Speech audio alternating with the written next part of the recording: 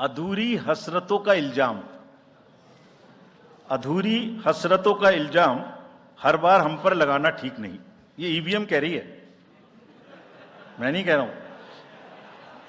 अधूरी हसरतों का इल्जाम हर बार हम पे लगाना ठीक नहीं। वफा खुद से नहीं होती, खता ईवीएम की कहते हो। और बाद में गोया जब परिणाम आता है तो उस पर कायम भी नहीं रहते, आप ही के पक्ष में रिजल्ट आ जाता है। ये क्या बात है भाई? कितने दिन? EVMs are 100% safe. You have asked about, somebody asked about EVMs. EVMs के बारे में मैं बहुत बार बता चुका हूं, लेकिन ठीक है, आपने फिर क्वेश्चन पूछा है तो। और देश में एक ऐसा अभियान भी चल रहा है जिसको बताना भी जरूरी है, इसलिए मैं थोड़ा विस्तार में बता ही देता हूं। वैसे बहुत बार बता चुका हूं, 40 बार लगभग इस देश की संवैधानिक courts, high courts and supreme courts EVM के ऊपर में जितनी चुनौतियां हुई हैं उनको देख चुकी हैं। चुनौतियां किस प्रकार की हुई? ये हैक हो सकती है, चोरी हो जाती है, 19 लाख मिसिंग हैं, इसमें दिखाई नहीं देता है, ये कंप्यूटर से खराब हो जाती है, रिजल्ट्स बदल सकता है, मैनिपुलेट हो सकता है। हर बार संवैधानिक कोर्ट्स ने इसको रिजेक्ट किया है। क्या कहा है? कभी कहा कि इसमें वायरस लग ही नहीं सकता, no question of introducing virus. कभी कहा इनवैलिड वोट्स नहीं हो सकते, कभी कहा रिगिंग इज नॉट पॉसिबल, कभी कहा कि when there is section 61A in the RP act which empowers the use of the EVMs, जब तक वो खत्म ना हो तब तक ये प्रश्न उठाना गलत है। कभी कहा कि EVMs are fool proof devices for counting and allegations of tampering are baseless. कभी कहा कि आप एक के बदले 5 वीवीपैट गिनिए, वो हमने शुरू कर दिया।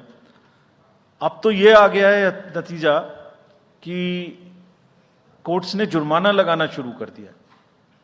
दिल्ली हाई कोर्ट ने मिस्चीवियस कहते हुए 10,000 रुपए का जुर्माना लगाया। फिर माननीय उच्चतम न्यायालय ने 50,000 रुपए का जुर्माना लगाया। अभी फिर रिसेंटली माननीय उच्चतम न्यायालय ने एक पिटीशन खत्म की है। कितनी बार सुनेंगे? क्यों बार बार वही बिलाप करना है? कोई चीजें तो हमसे पूछिए।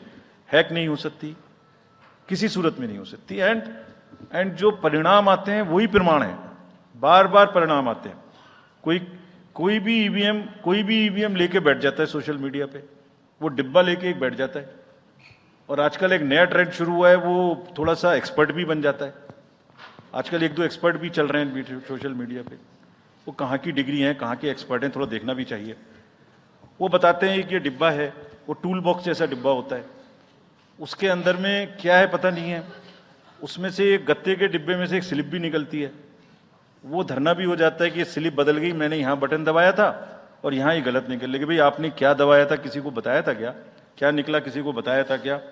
अरे संविधान कोर्ट्स कह रही हैं। अच्छा, जितनी बार हमसे आप पूछेंगे उतनी बार हम उसका एक क्वेश्चन लेके आपको FAQs में डाल देंगे। 100+ क्वेश्चन हैं।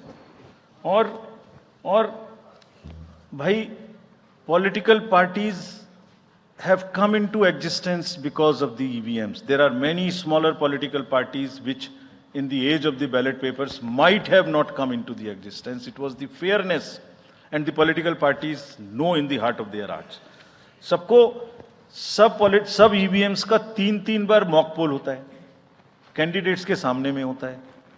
फिर भी अगर कुछ आप किताब लाए हैं, किसी के पास है क्या? एक हमने किताब भी बनाई है, एक जितने लीगल केसेस, 40 केस, देखिए, these are 40 cases on EVM.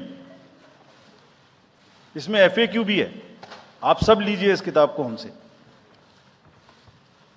इसमें FAQ भी है और इसमें फ्लो चार्ट्स भी हैं। देखिए, हमारी वेबसाइट पे है ये।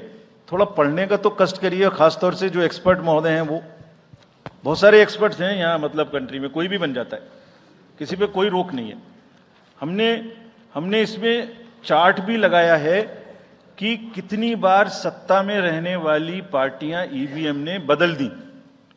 तो मुझे भी ईवीएम पे फिर मैं रात सोच रहा था ये प्रश्न तो आएगा जरूर, तो फिर रात को मैंने कुछ लिखा अपने हाथ से वो फिर आपको सुनाता हूं।